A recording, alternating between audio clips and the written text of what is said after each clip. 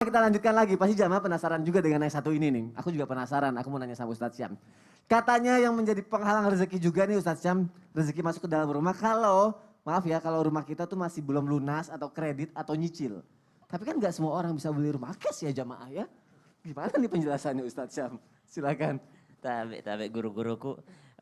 Bismillahirrahmanirrahim. Alhamdulillahirabbil alamin. Allahumma shalli ala sayyidina Muhammad wa ala ali sayyidina Muhammad. Kayaknya jahat banget Allah ya. Udahlah dia nyicil, dia juga yang terhalang rezekinya gitu. Gimana bayar rumahnya? Iya, berarti gimana ya? bayar Ya rumahnya Allah. gitu. Dia pula yang nyicil, dia pula yang terhalang rezekinya. Saya rasa Allah nggak sejahat itu. Karena Allah itu maha pengasih, Allah itu maha penyayang. Subhanallah. Maka dari itu yang perlu kita perhatikan adalah akad jual belinya sebenarnya. Yang perlu kita perhatikan adalah akad jual belinya. Islam tidak pernah melarang kredit.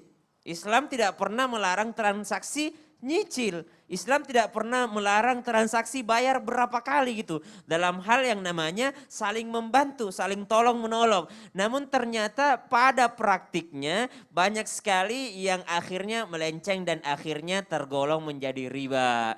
Maka subhanallah, jikalau ingin aman maka pakailah sesuatu yang berlabel syariah. Walaupun mungkin dalam praktiknya Ustadz ternyata nih yang syariah juga ternyata enggak syariah-syariah banget. Nah, itu tanggung jawab mereka di hadapan Allah Subhanahu wa taala. Yang jelas kita sudah memilih yang namanya ya Allah, saya sudah mencari jalan yang terbaik, saya sudah mencari jalur yang terbaik supaya saya bisa terhindar daripada hukum ini ya Allah, saya pilih yang syariah. Kata Allah, itu juga enggak syariah, bukan saya yang bilang ya Allah. Mereka yang udah mensyariahkan, maka mereka lah yang bertanggung jawab di hadapanmu ya Allah. Karena sudah ada yang bertanggung jawab. Jadi kita sudah tinggal menerima dan itu juga sudah dikaji. Banyak ulama di dalamnya. Bukan orang-orang biasa yang menentukan bahwa ini syariah atau tidak. Tapi banyak orang yang ahli di dalamnya. Pakar ekonomi syariah lah. Atau siapalah yang ada di dalamnya yang insya Allah memudahkan kita pada jalannya. Nah itu kalau mau aman. Yang pertama, kalaupun kredit, kalaupun nyicil, maka carilah yang bentukannya syariah.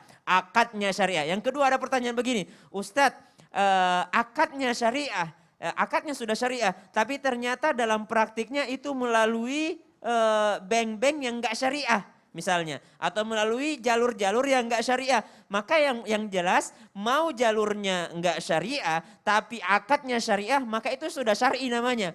Contoh misalnya kita jualan nih, kita jualan sesuatu yang halal. Tapi ada orang belanja, apakah kita nanya itu uang halal apa uang haram? Enggak kan?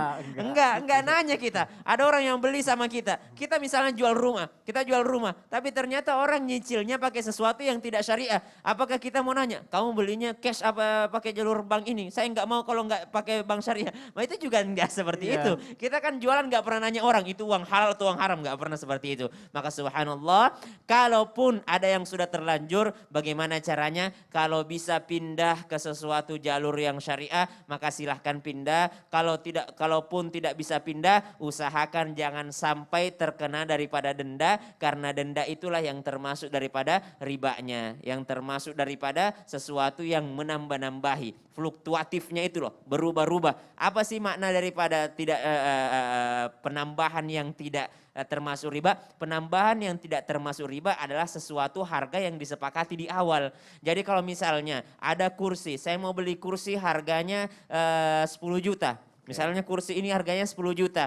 Tapi kalau nyicil harganya jadi 12 juta. Kalau nyicil harganya jadi 12 juta. Harus sepakat di awal bahwa saya membelinya dengan harga 12 juta.